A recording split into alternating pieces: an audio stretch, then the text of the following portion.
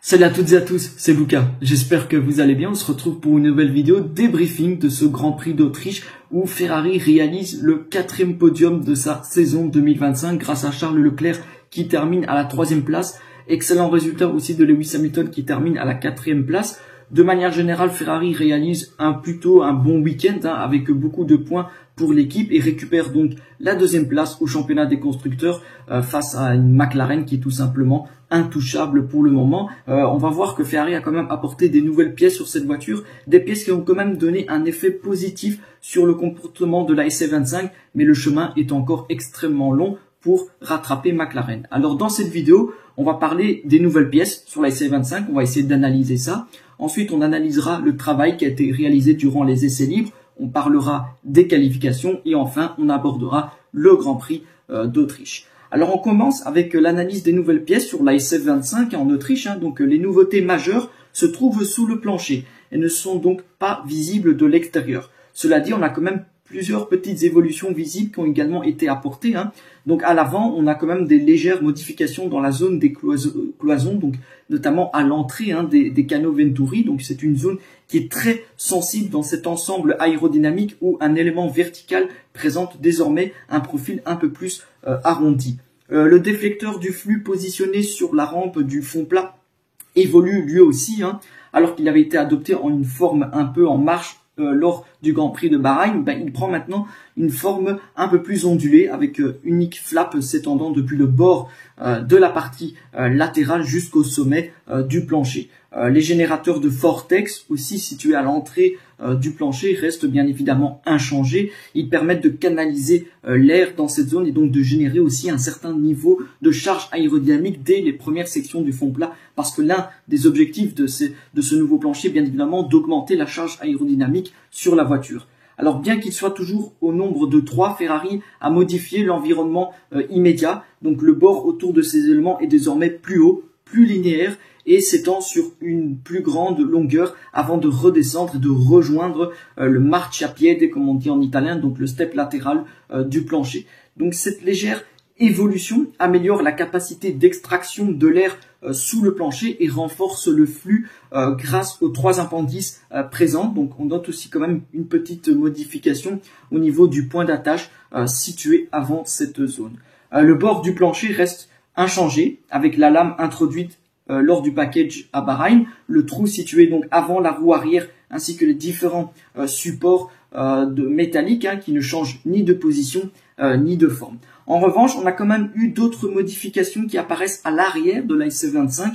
Le diffuseur ne change pas fondamentalement de design, mais la célèbre bosse, donc un axe de développement suivi de longue date par Ferrari, est désormais un peu plus prononcé, ce qui permet donc d'augmenter le volume d'air extrait. Le bord du diffuseur adopte désormais un dessin vertical avec une petite encoche, là où il était auparavant linéaire. Donc un bord incurvé qui est légèrement épaissi. Donc ce package que Ferrari a donc décidé d'introduire en Autriche est la première étape des correctifs dirigés par le directeur technique Loïc Serra et le chef aérodynamique Diego Tondi. Donc ce package a été anticipé parce que d'abord il devait être apporté à Silverstone, mais ils ont réussi à anticiper ce nouveau plancher à Spielberg. La deuxième étape sera bien évidemment la plus importante avec la tant attendue nouvelle suspension arrière et aussi quelques nouvelles pièces qui devraient donc compléter cet ensemble de correctifs sur la SF25. Alors on va voir que durant ce Grand Prix d'Autriche, donc Ferrari a commencé son week-end de manière assez difficile, assez expérimentale, si on peut le dire. Donc Frédéric Vasseur s'est exprimé à l'issue de la première journée d'essais libres sur le Red Bull Ring, marqué quand même par un début de week-end assez contrasté pour Ferrari. Donc il admet, comme vous l'avez vu, nous avons eu plusieurs problèmes en FP1, mais les essais en FP2 ont donné de bonnes sensations et il y a des indications positives. Nous devons mieux analyser les données, mais les sensations sont bonnes. Frédéric Vasseur a également été interrogé sur la comparaison avec McLaren, mais il l'a nuancé. McLaren avait un peu moins de carburant, comme ils le font toujours en FP2 et FP3, alors que nous avons suivi le programme habituel. Nous avons maintenant une bonne voiture, une bonne comparaison entre les deux planchers. Il y a quelques ajustements à faire et nous ferons le meilleur choix possible pour les qualifications et la course. Donc Frédéric Vasseur souligne également la performance de son pilote monégasque, à savoir Charles Leclerc. Le rythme de Charles était bon, c'était une bonne base de départ. Parmi les points négatifs de la séance, le premier secteur n'a pas été très positif. Cela dépend beaucoup du carburant et des cartographies moteurs. Ne tirons pas de conclusions hâtives. Enfin, Vasseur reste fidèle à son calme habituel, malgré quand même les tensions extérieures. Frédéric Vasseur conclut avec sérénité. Nous essayons de rester concentrés sur le travail que nous avons à faire. Lorsque vous arrivez au week-end, il est très important de rester concentré, de travailler en tant que groupe et en tant qu'équipe. Et jusqu'à présent, nous nous en sortons bien. Nous sommes totalement engagés ce week-end. Concentrons-nous là-dessus. Comment je dors? Je dors très bien. Merci. Donc un message qui est assez clair, lucide et centré sur l'essentiel, le travail et la cohésion de l'équipe. Alors de son côté, Charles Leclerc s'est confié aussi. Je suis monté dans la voiture pour la première fois aujourd'hui, donc le vendredi, lors de la deuxième séance, et je me suis senti à l'aise sur la piste. Mais je ne peux pas dire que je suis complètement satisfait de mes sensations avec la voiture pour l'instant. Alors comme souvent cette saison, Leclerc souligne une tendance bien connue de la SF25. Comme d'habitude, notre rythme de course est bon. Mais nous devons travailler un peu pour améliorer les réglages en qualification, afin de partir plus haut sur la grille et de pouvoir nous battre dans les premières positions dimanche. Donc un constat qui est quand même lucide de la part de Charles Leclerc, qui appelle à progresser sur le tour lancé pour concrétiser les bonnes bases affichées par la SC25 sur les longs relais notamment. Lewis Hamilton a aussi connu un début de week-end un peu compliqué au Red Bull Ring, victime aussi d'un souci technique, souci de boîte de vitesse lors de la première séance d'essai libre. Il a quand même fait le point après la deuxième séance d'essai libre. Nous avons perdu du temps lors de la première séance en raison d'un problème de boîte de vitesse, ce qui nous a un peu pénalisé. Le septuple champion du monde est quand même revenu aussi un peu à la charge et a décrit un petit peu sa performance, comme cela ne suffit pas à combler entièrement le déficit de rythme. Donc la deuxième séance s'est mieux déroulée, mais nous ne sommes pas encore là où nous voulons être. Nous devons encore travailler sur le rythme. Malgré tout, Lewis Hamilton, quand même, il garde le cap. Il y a encore du travail à faire. Nous allons continuer à chercher les bons ajustements à faire avec l'équipe ce soir.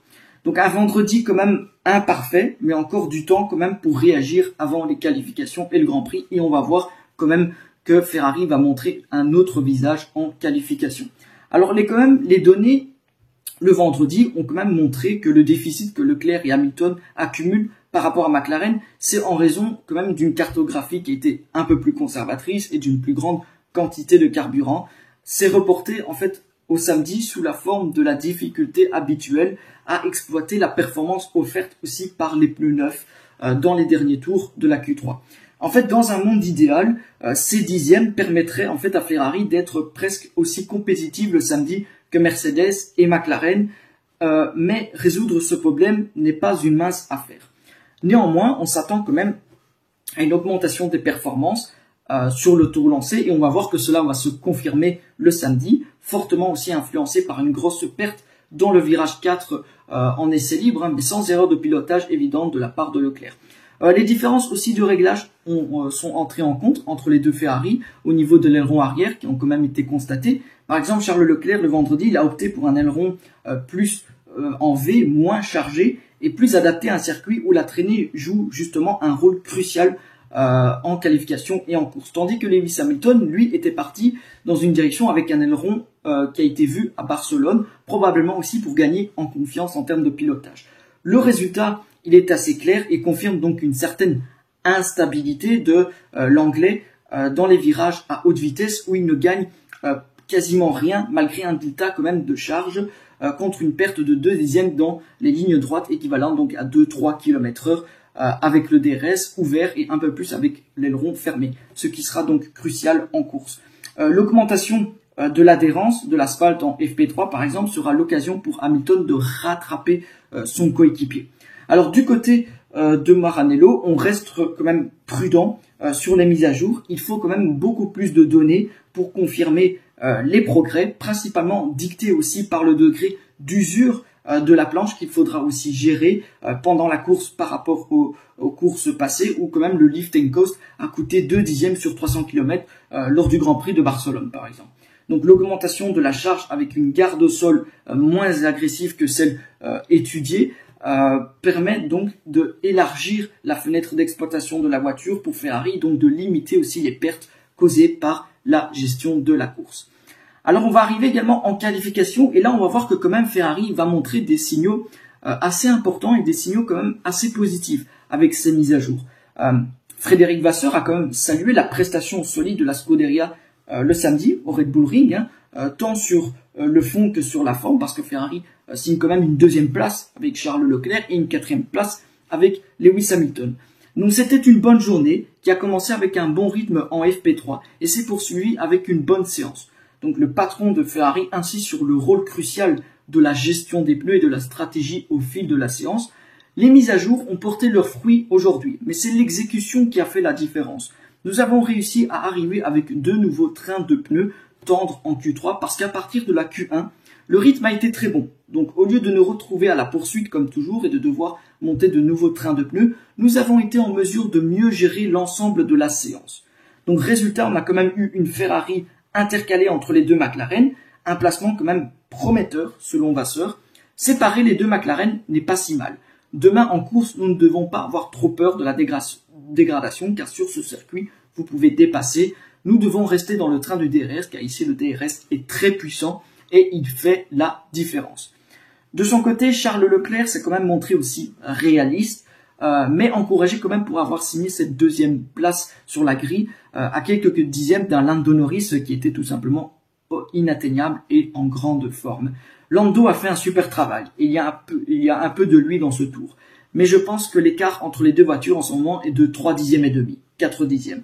Nous sommes assez constants sur cet écart. C'est la même chose sur presque tous les circuits, alors qu'aujourd'hui, je pense que les autres équipes ont un peu plus d'inconstance.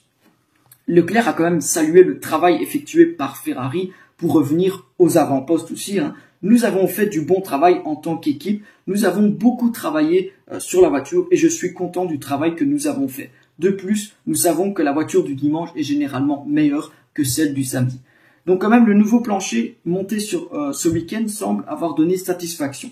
À l'exception de Lando, les écarts sont tous très serrés. Donc le nouveau plancher a certainement fait son travail aujourd'hui et nous a aidé à obtenir cette première ligne. Et l'équipe a fait un excellent travail à ce sujet. Comme je l'ai dit avant le week-end, j'étais convaincu que c'était la bonne solution.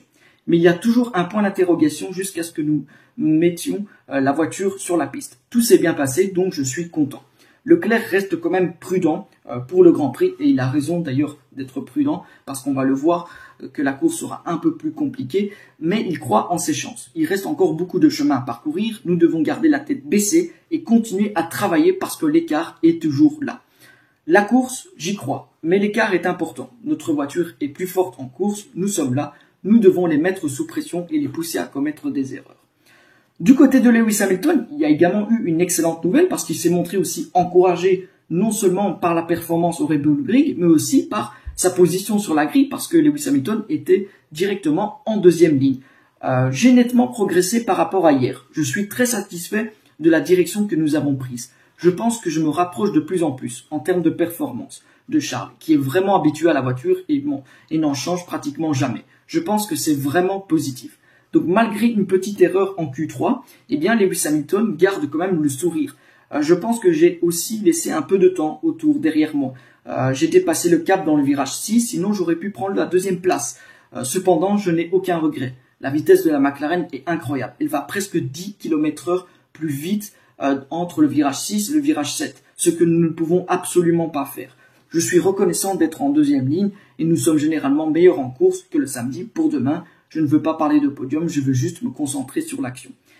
Hamilton, il souligne également les avancées techniques, donc les mises à jour apportées par Ferrari. Il y a définitivement des aspects positifs.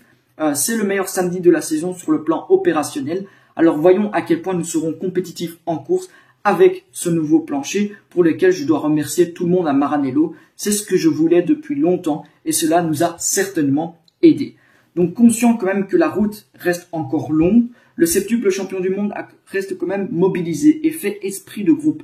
Nous faisons les progrès dont je parlais au Canada. C'est un processus lent, mais nous y parvenons. Il y a beaucoup de choses à améliorer, mais nous y parviendrons progressivement. Si cela peut être un tournant pour la saison, je ne sais pas. J'espère que nous pourrons répéter l'exploit et être à la bataille pour Silverstone. Ce serait fantastique. Quant à moi, je vais garder la tête baissée et continuer à travailler dur. Le fait est que chaque fois que je vais sur la piste, je découvre une nouvelle caractéristique de la voiture. Évidemment, le dernier tour n'était pas assez bon, mais je vais continuer à travailler.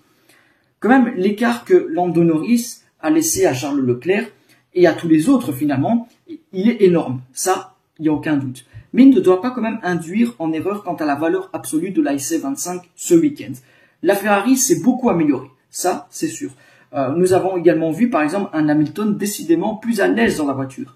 Donc en résumé, Leclerc perd plus de temps sur Norris dans les virages lents que dans les virages rapides, ce qui confirme donc la qualité de la plateforme aérodynamique de la SF25 qui, lorsqu'elle est mise en position d'être exploitée, eh bien elle donne d'excellentes indications.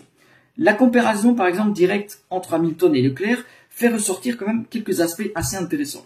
Le septuple champion du monde est nettement plus performant que Leclerc pendant toute la première moitié du circuit, donc dans les virages lents où sa technique de freinage tardif semble enfin porter ses fruits. Peut-être aussi grâce aux mises à jour qui ont été apportées par Ferrari, Lewis parvient donc à creuser un écart d'environ 2 deuxièmes sur Leclerc.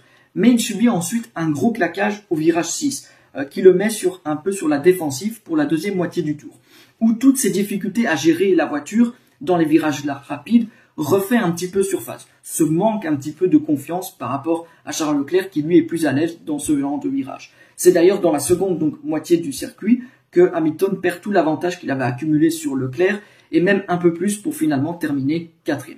Cependant, donc celui qu'on a quand même vu en qualification à Spielberg reste le meilleur Lewis Hamilton de la saison, sprint mis à part bien évidemment, et l'impression est que si Ferrari continue à améliorer la voiture dans les courses à venir, comme cela semble être le cas, eh bien l'Anglais pourrait venir défier de plus en plus Charles Leclerc et donc de se rapprocher de plus en plus des performances des premières places.